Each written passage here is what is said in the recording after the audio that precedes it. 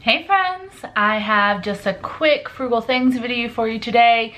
This week was not that eventful. Well, it was, but not in wins or fails, just in other stuff. So first off, I made apple chips with some apples that were going just a little bit soft. I actually burned about half of them accidentally, but about half the batch came out fine, and I ate those and they were delicious. And at the same time, you know, salvaging half the apples is better than throwing away all of them, I guess. So I'm calling that a win, even though it was kind of a silly mistake. I think I had the heat on maybe just a little bit too high. So maybe I need to go back and watch my how to make apple chips video again to double check the recipe.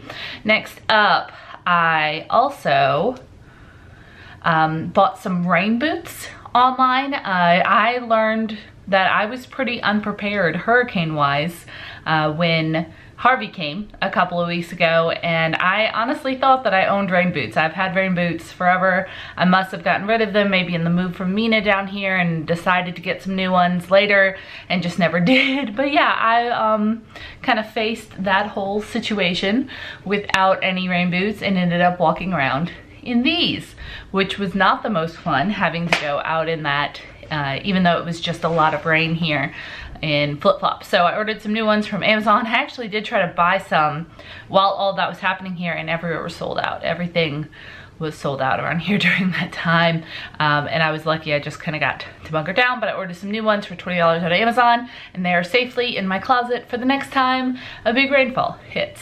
So preparedness for the future, learning my lesson.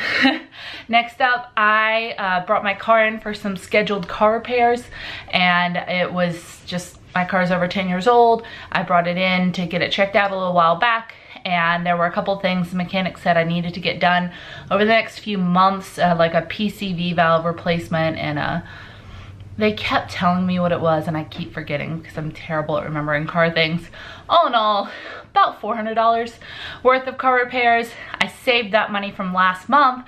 You'll have seen that in my August budget report.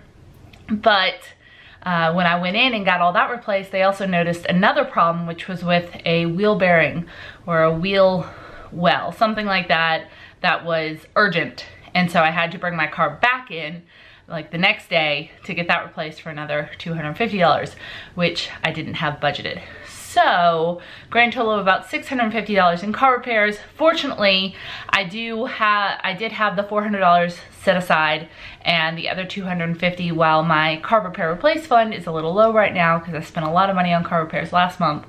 I will be able to cover it, and I'm also going to increase that fund a little bit in the future.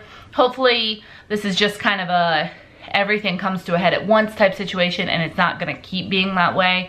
They gave the car a thorough inspection. They don't think that there are going to be more issues. It's an old car, and it's done really well by me. I only spent $3,000 on that car, and I've had it for a couple of years now, and it has 170,000 miles on it though. So it's time for a few repairs and replacements, and after I get my fully funded emergency fund funded, I will start saving for a slightly newer, better car. Not because I care about what type of car I drive, but just because that's probably going to be the best option in the long haul financially, is to keep buying good used cars at a reasonable price and then using them until they become too expensive to maintain.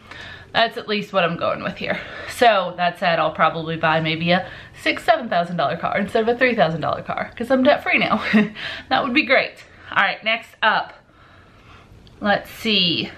Oh, on the car repairs, I got a discount because I brought it in Monday, which was Labor Day. I had made my appointment on a Friday, and the car shop told me bring it in Monday at 8 a.m. Just drop it off before I go to work. I got a ride in, dropped it off. Didn't learn until later that day they didn't open on Labor Day, and the guy who booked my appointment forgot. So they didn't get to work on it until Tuesday. I was without my car for a full 24 hours. Fortunately, the boyfriend was willing to escort me around. It was kind of fun. But when I called them the next day, they were very apologetic. They said, we know this was our fault. We booked the appointment on the wrong day, and we're gonna give you 10% off all the repairs. So for that first bill, it would have been about $440. I got it for $400. They gave, or $460. They gave me about 10% off, which didn't suck.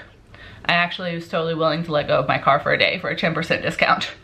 not a problem. All right.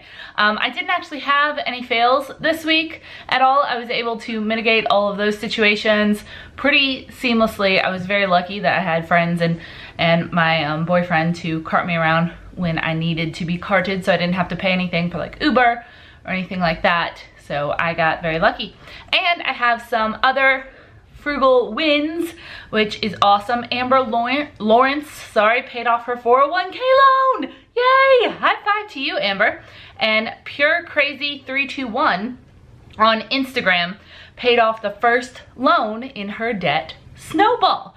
That is so great. The first one feels so good, and then you get to roll all of that money to the second largest or the second smallest debt, and you just start to feel a little bit of traction. I only had 2 loans in my debt snowball, but getting rid of the first one felt amazing. So please let me know what your frugal wins and fails are for the week. And as always, if you have a money milestone, let me know so I can give you a shout out. And also, it seems to me like a lot of my friends are having car troubles these days. A sorority sister of mine just posted on Facebook that she had a huge car bill recently. Her and her husband's cars both needed a bunch of repair work at the same time.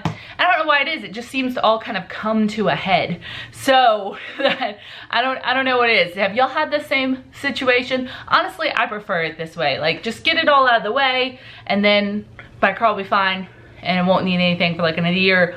I'm good with that. It kind of hurts, like stab in the heart, to hand over that much money in 1 week, but at the same time, it's certainly better than handing over money every single month for a car payment on a depreciating asset. I would much rather own my cars outright. So that is all from me this week. I will see you next time.